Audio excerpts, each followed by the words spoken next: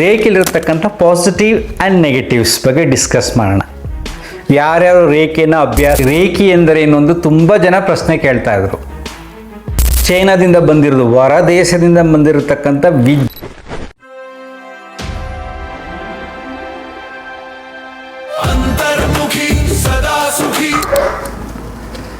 ನಮಸ್ಕಾರ ಸ್ನೇಹಿತರೆ. ರೇಖೆಯಲ್ಲಿ ದೀಕ್ಷೆ ಹೆಸರಲ್ಲಿ ಮಹಾ ಮೋಸ. ಜೊತೆಗೆ ರೇಖೆ ಎಂದರೆ ಇನ್ನೊಂದು ತುಂಬ ಜನ ಪ್ರಶ್ನೆ ಕೇಳ್ತಾ ಇದ್ರು. ಇದ್ರ ಬಗ್ಗೆ ನಾನು 1.5 years ಬ್ಯಾಕ್ ಒಂದು ವಿಡಿಯೋ ಮಾಡಿದ್ದೆ. ಈಗ ಇನ್ನೊಂದು ಸರಿ ಹೇಳ್ತೀನಿ. ರೇಖೆಯಲ್ಲಿರ್ತಕ್ಕಂಥ ಪಾಸಿಟಿವ್ ಆ್ಯಂಡ್ ನೆಗೆಟಿವ್ಸ್ ಬಗ್ಗೆ ಡಿಸ್ಕಸ್ ಮಾಡೋಣ. ಯಾರ್ಯಾರು ರೇಖೆಯನ್ನು ಅಭ್ಯಾಸ ಮಾಡಬಹುದು, ಅವಶ್ಯಕತೆ ಇದೆಯಾ ಇಲ್ವಾ ಅನ್ನೋತಕ್ಕಂಥದ್ದು ವಿಚಾರ. ಈಗ ನೋಡಿ, ರೇಖೆಯ ಮೂಲ ಕಾನ್ಸೆಪ್ಟು ಚೈನಾದಿಂದ ಬಂದಿರೋದು, ಹೊರ ದೇಶದಿಂದ ಬಂದಿರತಕ್ಕಂಥ ವಿದ್ಯೆ. ಮೊದಲು ಇಂಡಿಯಾದಲ್ಲಿತ್ತು, ಹೊರಗಡೆ ಹೋಗಿತ್ತು, ಪುನಃ ಬಂದಿದೆ ಅಂತ. 25 ವರ್ಷಗಳ ಹಿಂದೆ ತುಂಬ ಟ್ರೆಂಡಲ್ಲಿತ್ತು, ಜಾಸ್ತಿ ಇತ್ತು. ನಾನು ರವಿಶಂಕರ್ ಅವರ ಆಶ್ರಮದಲ್ಲಿ ಆರ್ಟ್ ಆಫ್ ಲಿವಿಂಗ್ ಟೀಚರ್ ಆಗಿದ್ದಾಗ 25 years ಬ್ಯಾಕ್, ರೇಖೆಯ ಗುರುಗಳಿಗೆ, ಗ್ರ್ಯಾಂಡ್ ಮಾಸ್ಟರ್ಸ್ಗೆ ಬಾಂಬೆಯಿಂದ ಬರ್ತಾರೆ ತುಂಬ ಜನ. ಅವ್ರಿಗೆ ನಾನು ಕ್ಲಾಸ್ ತಗೋತಾ ಇದ್ದೆ. ಒಂದು ವಾರ ಅವರು ಕ್ಯಾಂಪಲ್ಲಿ ಬರ್ತಾರೆ. ಅಡ್ವಾನ್ಸ್ ಕೋರ್ಸು, ಬೇಸಿಕ್ ಕೋರ್ಸ್ ಎಲ್ಲ ಮಾಡ್ತಾಯಿದ್ರು. ಆಗ ರೇಖೆಯ ಬಗ್ಗೆ ನಾನು ತುಂಬ ಚರ್ಚೆ ಮಾಡ್ತಿದ್ದೆ. ನಾನು ಕೂಡ ರೇಖೆನ ಅಭ್ಯಾಸ ಮಾಡಿದೆ. 1st degree 2nd degree, ಆಮೇಲೆ ಡೀಟೇಲ್ಸ್ ಅರ್ಥ ಆಯಿತು, ಸುಮ್ಮನಾದೆ. ರೇಖೆನಲ್ಲಿ ಮೂಲ ಏನು ಗೊತ್ತಾ? ಸರಳವಾಗಿ ಹೇಳಬೇಕು ಅಂದರೆ ಕಾಸ್ಮಿಕ್ ಎನರ್ಜಿ, ಹೊರಗಡೆ ತಕ್ಕಂಥ ಎನರ್ಜಿ ಈ ಕೈನ ಮುಖಾಂತರ ನಮ್ಮ ದೇಹಕ್ಕೆ ತಗೊಳ್ಳೋದು ಅನ್ನತಕ್ಕಂಥ ಒಂದು ಕಲ್ಪನೆ. ಅದು ಸಿಂಪಲ್. ಅಲ್ಲೊಂದು 21 ಪಾಯಿಂಟ್ಸ್ ಇರುತ್ತೆ ದೇಹದಲ್ಲಿ. ಅಲ್ಲಿ 2 ಕೈಗಳನ್ನು ಇಡೋದು.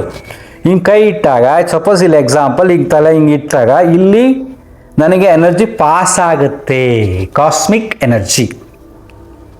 ತಲೆ ಮೇಲೆ, ಹೀಗೆ ಕಣ್ಣು ಮೇಲೆ ಈ ಪಾರ್ಟ್ಸ್ ಬರುತ್ತೆ.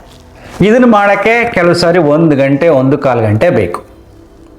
ಇಲ್ಲಿ ಯೋಗ ತಿಳ್ಕೊಂಡಿರೋರಿಗೆ, ಯೋಗದ ಬಗ್ಗೆ ತುಂಬ ಅಭ್ಯಾಸ ಮಾಡಿರೋರಿಗೆ ಇದು ಸೀಕ್ರೆಟ್ ಗೊತ್ತಾಗತ್ತೆ. ಇದೇನೇ ಇಲ್ಲ, 1 ಗಂಟೆ ಹಿಂಗೆ ಕೈ ಇಟ್ಕೊಂಡು ಮಲಗಿದಾಗ, ಆ ಕಡೆ ಗಮನ ಹರಿಸಿದಾಗ ವಿಶ್ರಾಂತಿ ಸಿಗುತ್ತೆ. ಸ್ವಲ್ಪ ಎನರ್ಜಿ ಕೈ ಉಜ್ಜಿದಾಗ ಏನು ಬರುತ್ತೋ, ಪಾಸಿಟಿವ್ ನೆಗೆಟಿವ್ ಉಜ್ಜಿದಾಗ ಬಿಸಿ ಬರುತ್ತಲ್ಲ, ಆ ರೀತಿಯಾದ ಶಕ್ತಿಯ ಅನುಭವವಾಗಿ ವಿಶ್ರಾಂತಿ ಆಗುತ್ತೆ ಅಷ್ಟೇ, ಬೇರೇನಿಲ್ಲ. ಆ ಕಾಸ್ಮಿಕ್ ಎನರ್ಜಿ ಬರುತ್ತೆ ಅನ್ನತಕ್ಕಂಥ ಫೀಲ್ ಇರುತ್ತಲ್ಲ, ಅದರಿಂದ ವಿಶ್ರಾಮ ಸಿಗುತ್ತೆ. ಆ 1 ಗಂಟೆ ರೇಖೆ ಮಾಡುವ ಬದಲು 1 ಗಂಟೆ ಧ್ಯಾನ ಮಾಡಿದ್ರೆ ರೇಖೆಯಲ್ಲಿ ಸಿಗತಕ್ಕಂಥ ಏನೇನು ಪ್ರಯೋಜನಗಳಿದೆಯೋ ಅದರ 10 ಪಟ್ಟು ಬರುತ್ತೆ. ಧ್ಯಾನದಲ್ಲಿ 1 ಗಂಟೆ ಧ್ಯಾನ ಮಾಡಿದ್ರೆ, ಇನ್ನು ಪ್ರತಿನಿತ್ಯ 20 ನಿಮಿಷ ಧ್ಯಾನ ಮಾಡಿದ್ರೆ ಸಾಕು, ಬೇಕಷ್ಟು ಪ್ರಯೋಜನ ಸಿಗುತ್ತೆ ನಮಗೆ. ಮನಸ್ಸು ವಿಶ್ರಾಂತಿಗೆ ಹೋದಾಗ, ನಿರಾಳವಾದಾಗ ದೇಹದ ಮೇಲೆ ಎಫೆಕ್ಟ್ ಆಗುತ್ತೆ. ಮನಸ್ಸಿನಲ್ಲಿ ಒತ್ತಡಗಳು, ಸ್ಟ್ರೆಸ್ ಅಂತ ಕರಿತೀವಲ್ವಾ, ಸ್ಟ್ರೆಸ್ ಜಾಸ್ತಿ ಆದಾಗ ದೇಹದ ಎಲ್ಲ ಅಂಗಗಳ ಮೇಲೆ ಒತ್ತಡವಾಗಿ ಯಾವ ಅಂಗ ವೀಕ್ ಇರುತ್ತೋ ಅದ್ರ ಮೇಲೆ ಸ್ಟ್ರೈಕ್ ಆಗುತ್ತೆ ಸ್ಟ್ರೆಸ್. ನಿಮಗೆ ಡೈಜೆಸ್ಟ್ ಸಿಸ್ಟಮ್ ವೀಕ್ ಇದ್ದರೆ ಬೇಗ ಗ್ಯಾಸ್ ಟ್ರಬಲ್ ಬರುತ್ತೆ, ಅಸಿಡಿಟಿ ಬರುತ್ತೆ. ಸರ್ಕ್ಯುಲೇಟರಿ ಸಿಸ್ಟಮ್ ವೀಕ್ ಇದ್ದರೆ BP ಬರುತ್ತೆ, ಶುಗರ್ ಬರುತ್ತೆ, ಹಾರ್ಟ್ ಪ್ರಾಬ್ಲಮ್, ಏನೇನು ಬರುತ್ತೆ, ಇವೆಲ್ಲ ಬರೋದು ಒತ್ತಡಗಳಿಂದ. ಹೆರಿಡಿಟಿ ಸ್ವಲ್ಪ ಎಫೆಕ್ಟ್ ಆಗುತ್ತೆ. ಸೊ ಒತ್ತಡ ನಿವಾರಣಾ ತಂತ್ರವೇ ನಾನಾ ವಿಧಾನಗಳು, ಧ್ಯಾನಗಳು, ರೇಖೆ ಅಂತ. 1.25 ಗಂಟೆ ರೇಖೆ ಮಾಡೋಕ್ಕೆ ಮೊದಲು ಅರ್ಧ ಗಂಟೆ ಧ್ಯಾನ ಮಾಡಿದ್ರೆ ಸೂಪರ್. ಓಕೆಪ್ಪ, ರೇಖೆ ಕಲಿತಿದ್ದೀರಾ, ಕಲೀರಿ, ನೋ ಪ್ರಾಬ್ಲಮ್. ಸೊ ರೇಖೆಯಲ್ಲಿ ಮಾಡುವ ಮೋಸ ಏನು ಅಂತ ನಾನು ಹೇಳ್ತೀನಿ. ದೀಕ್ಷೆ ಹೆಸರಿನಲ್ಲಿ ನಿಮ್ಮ ಚಕ್ರಗಳನ್ನು ಕ್ಲೆನ್ಸಿಂಗ್ ಮಾಡ್ತೀನಿ ಅಂತ ಹಣ ಫಿಕ್ಸ್ ಮಾಡ್ತಾರೆ. ದೀಕ್ಷೆ, ರೇಖೆ 1ನೇ ಗ್ರೇಡು, 2ನೇದು, 3ನೇದು ಇವೆಲ್ಲ ಮಾಡಿದಾಗ ಎಲ್ಲಿ ಹಣವನ್ನು ಫಿಕ್ಸ್ ಮಾಡ್ತಾರೋ ಅಲ್ಲಿ ಆಧ್ಯಾತ್ಮಿಕತೆ ಇಲ್ಲ.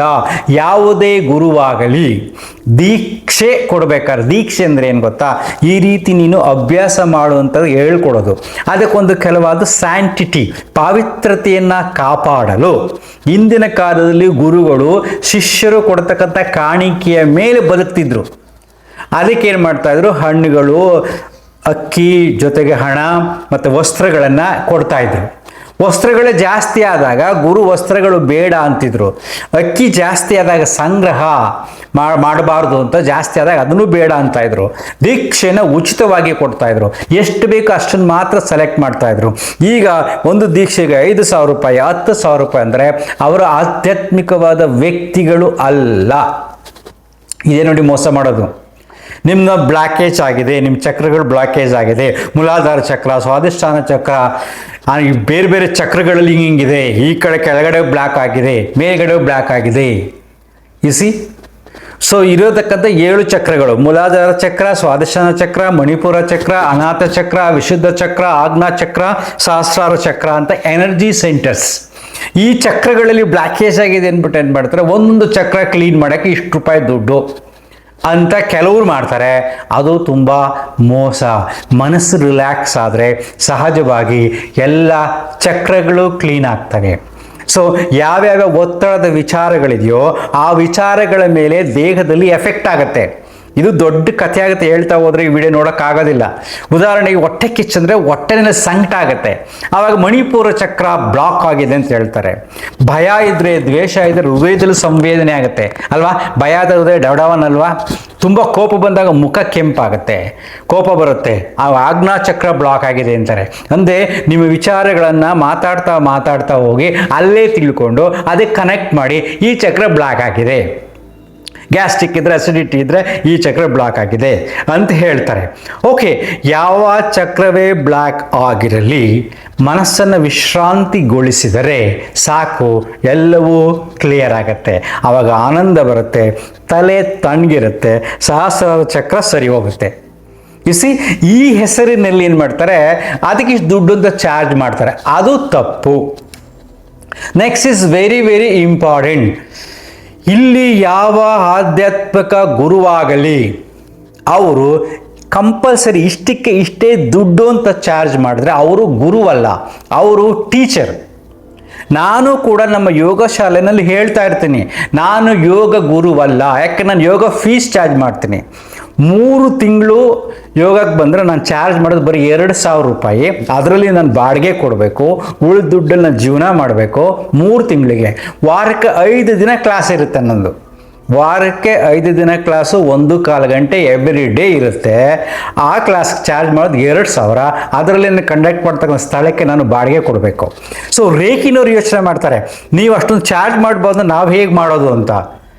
ನೀವು ಹೇಳಬೇಕು, this is cosmic energy, takes care. So ನೀವು ಉಚಿತವಾಗಿ ಕ್ಲಾಸನ್ನು ಕಂಡಕ್ಟ್ ಮಾಡಿ, ಆಗ ಅವ್ರು ಏನು ಗುರು ಕಾಣಿಕೆ ಅಂತ ಕೊಡ್ತಾರೋ ಇಲ್ಲಿ ಇಷ್ಟು ಖರ್ಚಾಗುತ್ತೆ, ಸೊ ಇಲ್ಲಿ ಹಾಲ್ಗೆ ಇಷ್ಟು ರೆಂಟು, ಬಾಡಿಗೆ ಇಷ್ಟು ಅಂತ ಕ್ಲಿಯರಾಗಿ ಹೇಳಿ ಒಂದು ಬಾಕ್ಸ್ ಇಡಿ, ದುಡ್ಡು ಹಾಕ್ತಾರೆ. ಆಗ ನೀವೇನು ಹೇಳ್ತಿರಲ್ಲ ಚಕ್ರ ಮತ್ತು ಕಾಸ್ಮಿಕ್ ಎನರ್ಜಿ ಅಂತ ಹೇಳ್ತಾರೆ, ಅದಕ್ಕೆ ಅರ್ಥ ಬರುತ್ತೆ. ನಾವು ಇಲ್ಲಿ ಬಾಡಿಗೆ ಕಟ್ಟಬೇಕು, ಖರ್ಚಾಗುತ್ತೆ ಅಂದ್ಬಿಟ್ಟು 2,000 3,000 ಚಾರ್ಜ್ ಮಾಡಿ ಏನು ಲಕ್ಷಾಂತರ ರೂಪಾಯಿ ದುಡ್ಡು ಕಲೆಕ್ಟ್ ಮಾಡ್ತಾರೆ. ಇದು ಮೋಸ. ಅವರು ಗುರುವಲ್ಲ, ಅವರು ಟೀಚರ್ಸ್. ಒಂದು ಜ್ಞಾನವನ್ನು ಹೇಳ್ಕೊಡ್ತಾರೆ ಅಷ್ಟೇ. ಲೈಕ್ ಸ್ಕೂಲ್ ಟೀಚರ್ಸು ಹೇಗೆ ಅಂದರೆ ಸ್ಯಾಲ್ರಿ ಕೊಡಬೇಕು, ಸ್ಯಾಲ್ರಿ ಕೊಟ್ಟರೆ ಬರೋದು, ಜೀವನ ಅಲ್ಲೇ ನಿಂತಿರೋದು. ಸಂಬಳ ತಗೊಂಡು ಹೇಳ್ಕೊಡ್ತಾರೆ, ಅವ್ರನ್ನ ಟೀಚರ್ಸ್ ಅಂತ ಕರಿತೀವಿ. ಗುರು ಏನನ್ನೂ ತಗೊಳ್ಳೋದು ಇಲ್ಲ, ಅವರಾಗ ಏನು ಶಿಷ್ಯರ ಕಾಣಿಕೆ ರೂಪದಲ್ಲಿ ಕೊಡ್ತಾರೋ, ಕಂಡೀಷನ್ ಹಾಕಿದ್ರೆ ಗುರುವಲ್ಲ. ಸೊ ಕೊಡ್ತಾರೋ ಅದರಲ್ಲಿ ಅವ್ರ ಜೀವನ ಸಾಕ್ತಾ ಇರುತ್ತೆ. ಹೀಗೆ ರೇಖಿ ಎಲ್ಲೆಲ್ಲಿ ಗ್ರ್ಯಾಂಡ್ ಮಾಸ್ಟರ್ಸ್ರು ಹಾಗೆ ಹೀಗೆ ಅಂತ ಹೇಳ್ತಾರೋ ಅದು ಸುಳ್ಳು. ನೆಕ್ಸ್ಟು ರೇಖಿಯಲ್ಲಿ ಮುಖ್ಯವಾಗಿ ಕೆಲವರು ಏನು ಮಾಡ್ತಾರೆ, ಯಾವ ರೀತಿ ಮೋಸ ಮಾಡ್ತಾರೆ ಅಂದರೆ, ನಿಮಗೆ ನಿಮ್ಮ ದೇಹದ ಒಂದು ನೆಗೆಟಿವ್ ಎನರ್ಜಿ ಸೇರಿಕೊಂಡಿದೆ, ಅಥವಾ ನಿಮ್ಮ ಹಿಂದ್ಗಡೆ ಒಂದು ರೀತಿಯಾದ ದೇವರು ಬಂದಿತ್ತು, ಆ ದೇವರನ್ನು ನಾನು ನೋಡಿದೆ, ನಿಮ್ಮ ದೇವರು ಬಂದಿತ್ತು ಅಂತ ಸುಳ್ಳು ಹೇಳ್ತಾರೆ ಅವರು. ಯಾವ ದೇವರು ಯಾರಿಗೂ ಕಾಣುವುದಿಲ್ಲ, ದೇವರು ಕಾಣುತ್ತದೆ ಅನ್ನತಕ್ಕಂಥದ್ದೇ ಮೌಢ್ಯ, ಮೂಢನಂಬಿಕೆ. ಅವರ ಮನಸ್ಸು ಭ್ರಮೆನಲ್ಲಿರುತ್ತೆ. ಸೊ ಯಾರು ಬಂದಿರ್ತಾರೋ ಶಿಷ್ಯರು, ಹೀಗೆ ನಿಮ್ಮ ಮನೆ ದೇವರು ನನಗೆ ಕಾಣ್ತು, ಈ ರೀತಿಯಾದ ಸಮಸ್ಯೆಗಳಿದೆ, ಅದಕ್ಕೆ ಪರಿಹಾರ ಮಾಡ್ಕೋಬೇಕು, ಅದಕ್ಕೆ ಇನಿಷಿಯೇಷನ್ ಪೂಜೆ ಮಾಡಬೇಕು ಅಥವಾ ಧ್ಯಾನ ಮಾಡಬೇಕು, ರೇಖಿ ಹೀಗೆ ಮಾಡಬೇಕು ಅಂತ ಮೌಢ್ಯತೆಯನ್ನು ಬಿತ್ತುತ್ತಾರೆ. ಸೊ ದೆವ್ವ, ಮಾಟ, ಮಂತ್ರ, ದೇವರು ಅನ್ನತಕ್ಕಂಥ ಯಾವ ಗ್ರ್ಯಾಂಡ್ ಮಾಸ್ಟರ್ಸ್ ಈ ಪದಗಳನ್ನು ಉಪಯೋಗಿಸ್ತಾರೋ ಅವರು ಮೌಢ್ಯದ ಆರಾಧಕರು, ಜೊತೆಗೆ ಭ್ರಮೆಯಲ್ಲಿ ಬದುಕುವವರು, ಸುಳ್ಳನ್ನು ಹೇಳುವವರು. ಇಷ್ಟ ಸಿಂಪಲ್. ಮಾಟ ಮಂತ್ರ ಮಾಡಿಸಿದ್ದಾರೆ ಅಂದರೆ ದೆವ್ವಗಳಿದೆ ಅಂದರೆ ನಿಮ್ಮನೆ ದೇವ್ರ ಹಿಂದ್ಗಡೆ ಕಾಣ್ತು ಆ ಕಾಣ್ತು ಈ ಕಾಣ್ತು ಅಂತ ಹೇಳಿದ್ರೆ ಇವೆಲ್ಲ ಸುಳ್ಳು. ಸೊ ಇದು ಧ್ಯಾನದ ರೂಪದಲ್ಲಿ ಯಾವ ದೇವರು, ಯಾವ ಧರ್ಮದ ದೇವರು, ಜಾತಿಯ ದೇವರು, ದೆವ್ವಗಳು ಬರುವುದಿಲ್ಲ. ಧ್ಯಾನ ನಿನ್ನ ಮನಸ್ಸಿನಲ್ಲಿರ್ತಕ್ಕಂಥ ದೆವ್ವಗಳು ಅಂದರೆ ಏನು ಸ್ಟ್ರೆಸ್ಫುಲ್ ಥಾಟ್ಸ್ ಇರುತ್ತೋ, ಒತ್ತಡದ ಒಂದು ಯೋಚನೆಗಳಿರುತ್ತೋ ಅದರಿಂದ ವಿಮುಕ್ತಿ ಪಡೆಯುವುದೇ ಧ್ಯಾನ. ಸುರೇಖಿ ಆಗೋದೇ ಹಾಗೆ ಕಲ್ಪನೆಯಲ್ಲಿ ಮಾಡಿದಾಗ. ತುಂಬ ಜಾಸ್ತಿ ಹಿಂದೆ 25 ವರ್ಷಗಳ ಹಿಂದೆ ಗಲ್ಲಿಗೂ ರೇಖೆ ಮಾಸ್ಟರ್ಸ್ ಇದ್ರು, ಆಮೇಲೆ ಎಲ್ಲ ಕಡಿಮೆ ಆಯಿತು. ಈಗ ಸೋಷಿಯಲ್ ಮೀಡಿಯಾ ಬಂದ್ಬಿಟ್ಟು ಪುನಃ ಚಿಗುರ್ಕೊತಾ ಇದೆ. ಏನಂದರೆ ಪಾಪ ನೋಡ್ತಾರೆ, ಏನೋ ಆಗ್ಬಿಡುತ್ತೆ, ಅವ್ರು ಹೇಳ್ತಕ್ಕಂಥ ಕಥೆಗಳನ್ನು ಕೇಳ್ತಾರೆ, ಕಥೆಗಳನ್ನು ಹೇಳಿದರೆ ಅದು ಸುಳ್ಳು. ವಾಸ್ತವ ಸತ್ಯ ನಿನ್ನನ್ನು ನೀನು ಅರಿಯುವುದು, ನಿನ್ನಿರ್ತಕ್ಕಂಥ ಒತ್ತಡವನ್ನು ನಿವಾರಿಸುವುದು, ಅದಕ್ಕೆ ಬೇರೆ ಯಾವುದೇ ರೀತಿಯಾದ ತಂತ್ರಗಾರಿಕೆ ಬೇಕಾಗಿಲ್ಲ. ಧ್ಯಾನ ಅಂದರೆ ಖಾಲಿ ಮಾಡುವುದು. ರೇಖಿ ಅಂದರೆ ಕಾಸ್ಮಿಕ್ ಎನರ್ಜಿ, ಪ್ರಕೃತಿಯ ಶಕ್ತಿಯನ್ನು ಉಪಯೋಗಿಸ್ಕೊಳ್ಳುವುದು. ಆ್ಯಕ್ಚುಲಿ ಕಾಸ್ಮಿಕ್ ಎನರ್ಜಿ ಅಂದರೆ ಗಾಳಿ. ಆ ಸರಿಯಾಗಿ ಗಾಳಿಯನ್ನು ಉಪಯೋಗಿಸ್ಕೊಂಡು ಪ್ರಾಣಾಯಾಮ ಮಾಡಿ ಗಮನಿಸಿ ಮನಸ್ಸನ್ನು ಖಾಲಿ ಮಾಡಿದ್ರೆ ರೇಖಿ ಅಲ್ಲ, ಬೇಕಾಗಿಲ್ಲ. ಅರ್ಥ ಆಯ್ತಾ? Thank you. ಅಂತರ್ಮುಖಿ, ಸದಾ ಸುಖಿ. ನಮಸ್ಕಾರ.